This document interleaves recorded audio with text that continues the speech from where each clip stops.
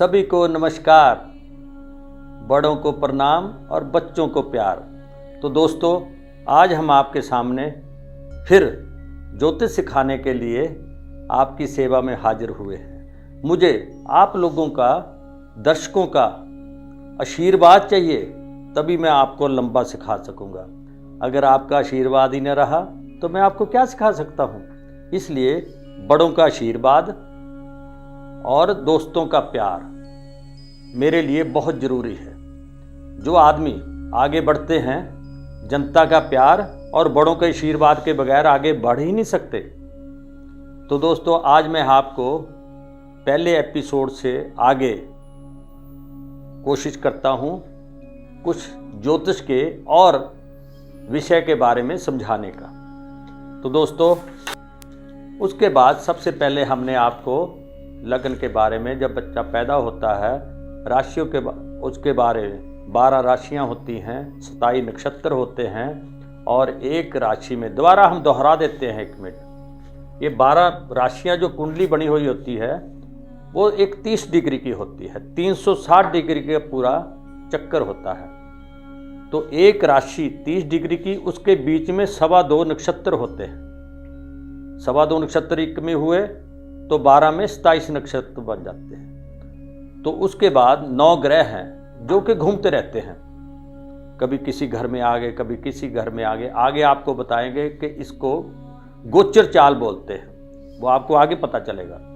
तो दोस्तों, अब हम आगे चलते हैं कि राशियां कितने प्रकार की होती हैं। 12 राशियां होती हैं। जो 12 घर कुंडली के हैं तो 12 राशियां भी होती हैं। तो सबसे पहले मेष राशि, नंबर 2 पे वृषभ। वैसे बोलने में, लिखने में वृषभ आता है, बोलने में वृक्ष ही आता है। तो दोस्तों, 3 नंबर में मिथुन राशि और 4 में कर्क और 5 में सिंह राशि। आगे आपको बताएंगे इनका मालिक कौन है, ये क्या क्या काम करती हैं। अभी आप बेसिक पढ़ रहे हो, जहाँ तक मैं पढ़ा रहा हूँ वहीं तक ध्यान दीजिए। कई बार हम YouTube पे देखकर उलझ जाते हैं, अपना रास्ता भूल जाते हैं। तो दोस्तों, सबसे पहले आपने बेसिक जहाँ से आप पढ़ रहे हो वहीं पे ध्यान दीजिए। 5 नंबर सिंह राशि, 6 नंबर कन्या और 7 नंबर तुला राशि और 8 नंबर वृश्चिक राशि और 9 नंबर धनु। आ रही है ना समझ आपको? 10 नंबर मकर, 11 नंबर कुंभ राशि, 12 नंबर मीन।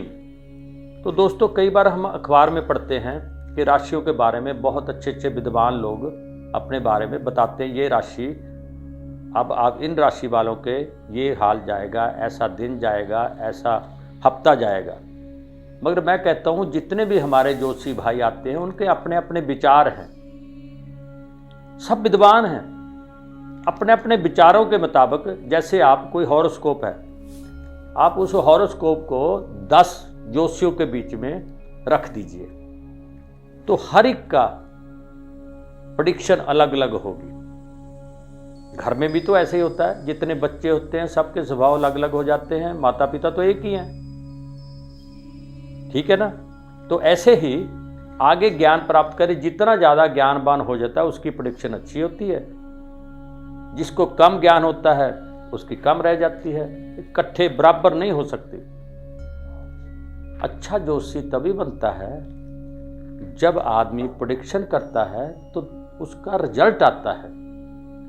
कोई ज्योतिषी आपको बोल दे आपका ऐसा होगा, ऐसा होगा, मैं बोल दूं ऐसा होगा, अरे तभी तो पता चलेगा जब उसका फल आएगा, रिजल्ट आएगा, तभी आदमी अच्छा ज्योतिषी बनता है, जब उसका फल आता है।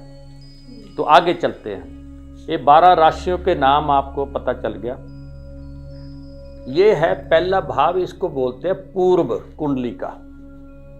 क्या बोलते हैं? पूर्व। ये है पश्चिम, ये पहला भाव है। दूसरा, ये ना यहाँ राशि कोई भी हो, मगर कुंडली में भाव यहीं से गिना जाता है।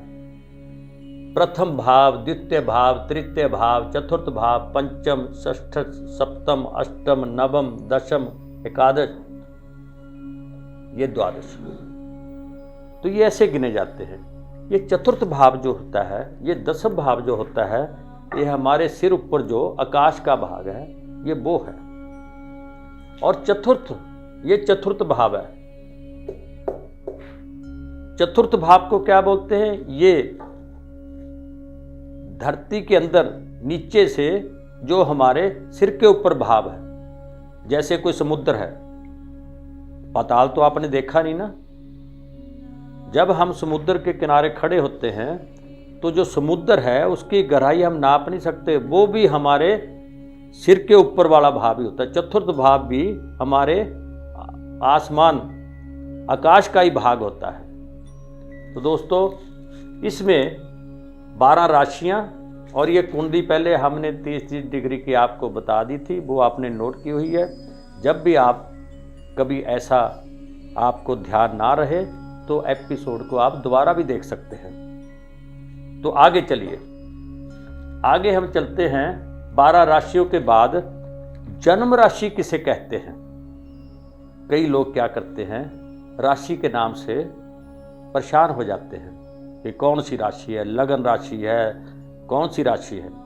जन्म राशि, जिस राशि में चंद्रमा विराजमान होता है उसको जन्म राशि बोलते हैं। तो दोस्तों, क्या बोलते हैं किसको? जन्म राशि।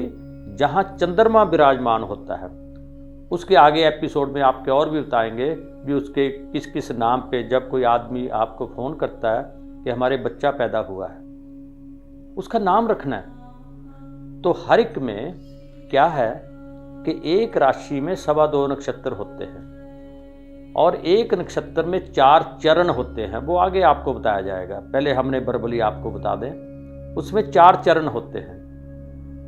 एक 2.25 में कितने चरण हो गए? 4 दूनी 8 और एक 9 चरण। एक राशि में 9 चरण होते हैं, उनके अक्षर भी बनाए गए हैं। जब भी आप ये ज्योतिष सीखना शुरू किए हैं कि आपके आसपास जिस भी शहर में आप रहते हैं कोई अच्छा पंचांग आपको मिले तो आप ले आना, उससे आपको ज्ञान में बहुत बढ़ोतरी हो जाएगी। जो भी हम आपको पढ़ाएंगे आप उसमें देख के दोबारा ज्ञान प्राप्त कर सकते हैं।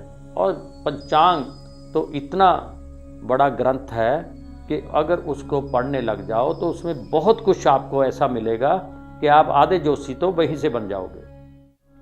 तो दोस्तों, उसके बाद जन्म राशि अभी आपको बताई कि जन्म से जिस राशि में चंद्रमा विराजमान होता है उसको हम जन्म राशि बोलते हैं। कई बार कई लोग उस राशि के नाम के अनुसार उसका नाम नहीं रख पाते, कोई और नाम रख लेते हैं। तो पहले ज़माने में आपने देखा होगा, जब बहू घर में आती है, अगर उसकी हॉरोस्कोप है तो बड़े विद्वान लोग देखते हैं कि इसका क्या नाम है।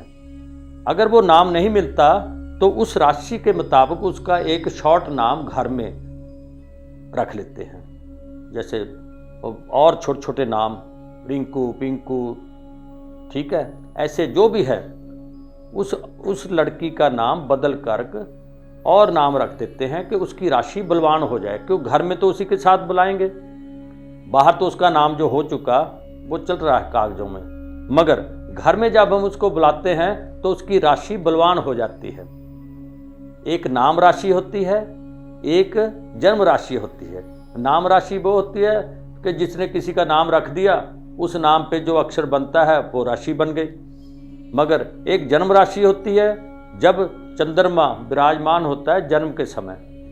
तो दोस्तों, जब हम जन्म राशि और नाम राशि, आदमी नाम राशि पे नाम रख लेता है तो उसके घर में राशि की ताकत कमजोर हो जाती है।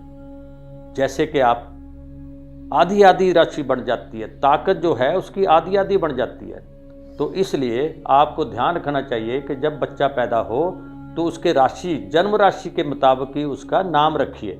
अब हम आपको आगे लिए चलते हैं।